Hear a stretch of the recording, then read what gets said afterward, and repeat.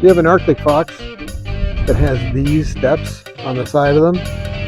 Well, today I'm going to show you a better solution made by Torklift, the Glowstep Uprising. I'm going to install the 5-step model today.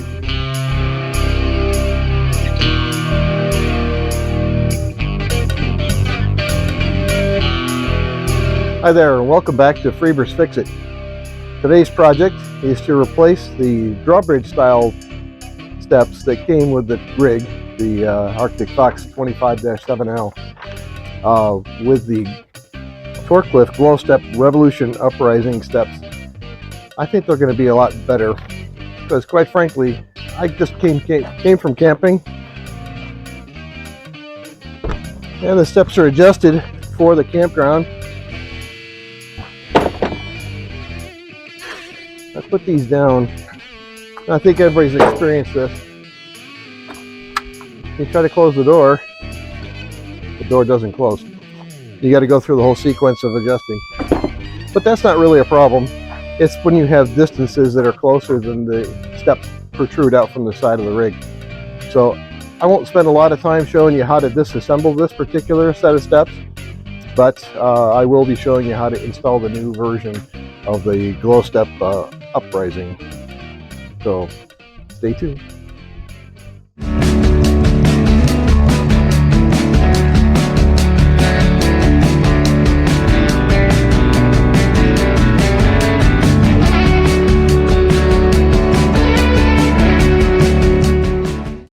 After the unboxing video, these are the tools we'll most likely use.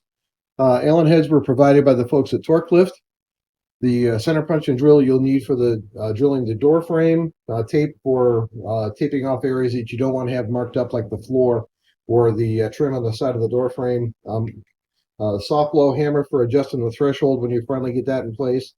A measuring stick, 9/16, a box end and socket, a marker. This is a impact driver with a square bit and a Phillips bit.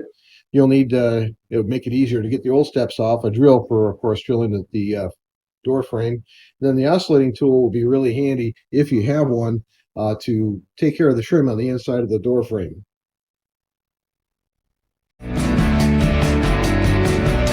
To remove these steps, there are 8 screws. There's 4 square heads on here on a plate that goes right on the wall. And then there's 2 Phillips head down here on the bottom. It's the same thing on both sides. The other thing I'm going to do is I'm going to loosen these 2 bolts here and on the other side here, so that when it comes time to get this thing out of here, I can rotate it a little bit and get it out.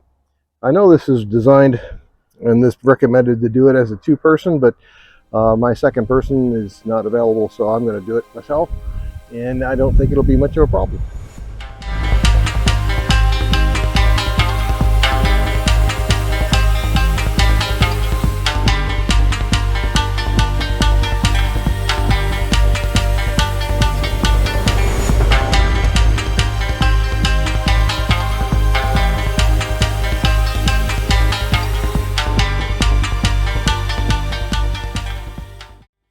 These are where the screws came out that were holding the old door. I'm going to have to trim that down a little bit so that the plate that goes here will fit flush.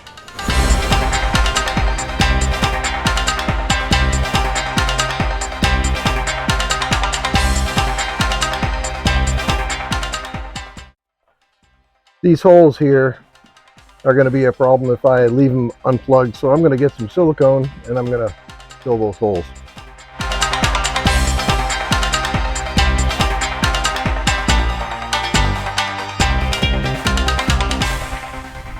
We need to find the center between these 2 posts here.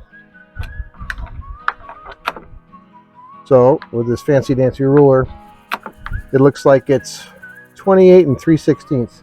The reason why I'm doing this is I'm going to try to find the exact center, make a mark on it. I'm going to put some tape down here, and then once I put the plate in place, we'll be able to keep it centered while we drill the holes. One of the other things I'm noticing is that there's actually some trim on either side of this. If you can see that a little bit better. Right here, that I'm going to need to move, and by move I mean remove, at least a small portion of it, so that the plate,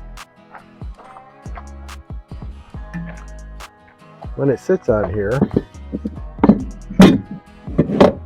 goes flush. Right now it's actually sticking out here probably about 1/8 of an inch, maybe a 1/16 or so. But so I need to remove some material on both sides. So I'm going to put some tape down and we'll make some measurements so that I scribe a line on the back side here so I know exactly where it needs to come off once I get this plate centered. So that's where we're going next. So that works out to about 14 1/8 to be the center. So let's put a piece of tape down here.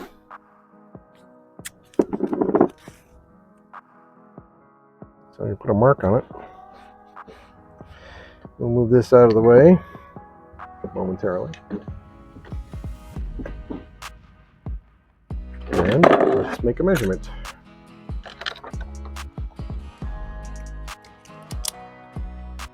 There's 14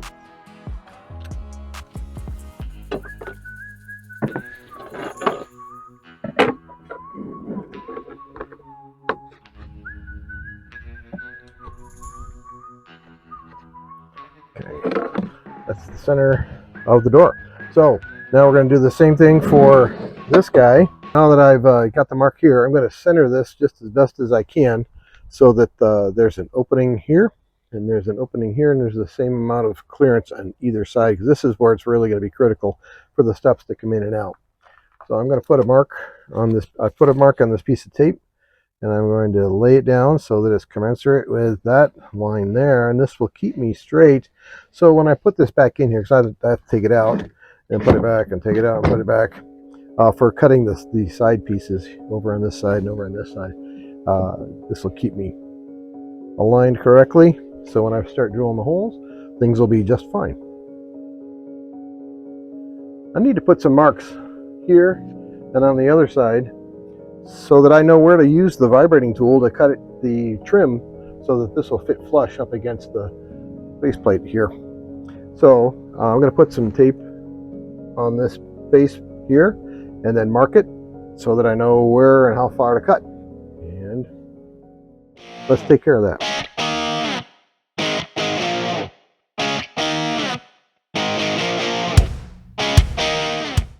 You'll probably notice here that the line isn't exactly straight going up.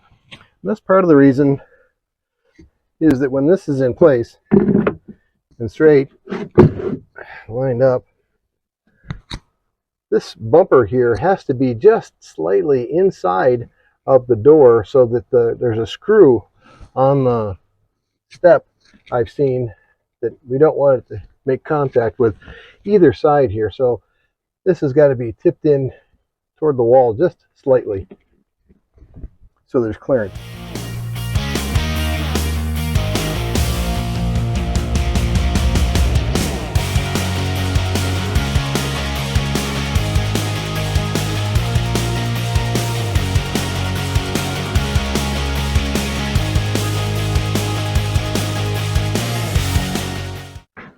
Now that we've got the edges cut here and here for the flanges on the side of the step bracket, we're going to put this back in place and do a test fit before I go to the next step, which is drilling the holes. Let's line this up the center, and that's looking really good. That'll work just fine. So next we're going to get the 7/32 drill bit, and we're going to drill some holes, but first we're going to mark where those holes are going to go. And you may or may not be able to see on these, but there are some slots here and here so that you can actually make some fine adjustments once you get it into place and get the screws screwed in. So let's get those screws taken care of.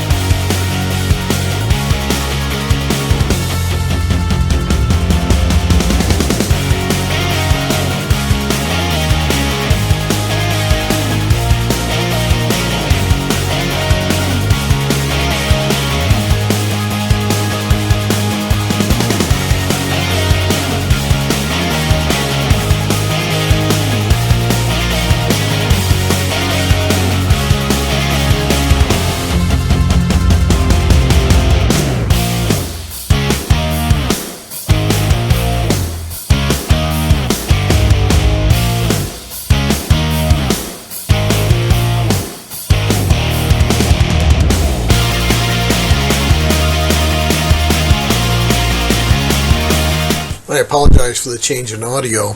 My wireless microphone died and I didn't know it. When you get these holes drilled for the 1032 screws, you got to be sure that you try to get them centered on this flange, on this door frame flange, so that they actually clear the side and don't get into the gasket that's right there. On both sides here, I just wanted to show that just watching the, when I made the screw holes, I made an adjustment to move it over just slightly so that it would fit into that door frame without hitting it. Once the plate's in place and you've got all the screws in and mostly finger tight, the book requires you to do a little bit of torquing to get the screws to 28 inch-pounds. The only tool that I had to do that with was this beam torque tool, and it worked fairly well, but I'm sure you'll be able to get another tool that works even better. With the plate lined up and the bottom screw torqued, it's almost time to put the stairs in. This groove will fit onto nylon bushings on either side of the doorway. We'll be adjusting that a little bit later so that the door will close correctly and that the steps will be in place securely.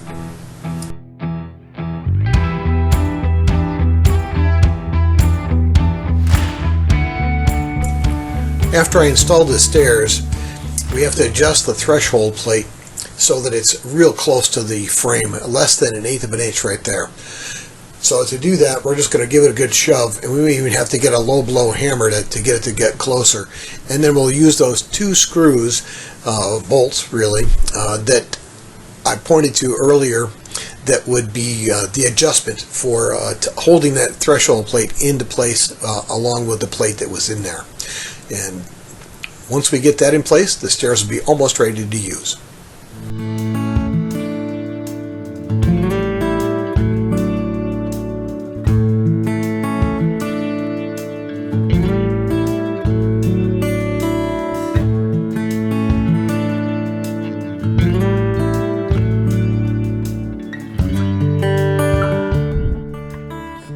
Now we've made those adjustments, we should be able to just close the door without having to hit anything. Oh, that's sweet. So let's close this. And that closes just fine. Looks like we've got a good gap underneath there, or not a gap, but it actually closes well and doesn't have a loop. So after adjusting these small rubber bumpers here, we're nearly complete.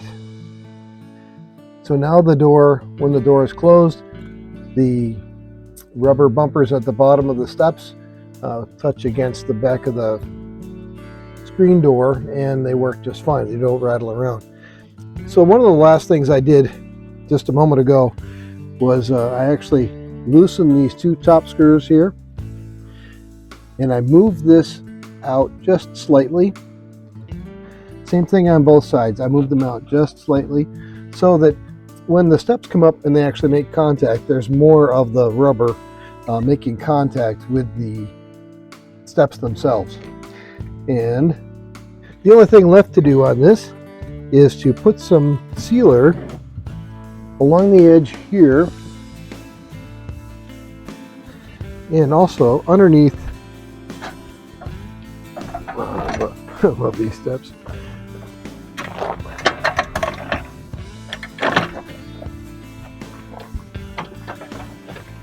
And underneath here, there's a gap that's here. We'll fill it in with silicone. So you can see now that the steps clear the rubber deal just fine on both sides. And there's more of the step hitting the rubber on both sides to give it a little bit more support. I feel much better about that. To complete the install, we really should fill this gap, and you see that I put tape on here to do that, so that when I put the black silicone in here, I can peel this off and it won't be all over the place. Same thing in here. That way dust won't collect underneath it or water won't get underneath it.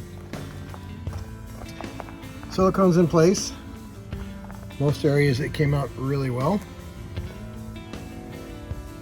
One thing I should have done is that I only put blue tape on this side, and I should have put blue tape on this side as well. I ended up with a little bit of overlap, if you want to call it that, on this side here, but the blue tape really helped give me a nice straight line. These stairs come out really easily. You just got to get them centered on these two notches here, and they just come in and out. So if you need to do some work, that makes it easy. In any case, if I can install these on an Arctic Fox 27-5L, I know that you can.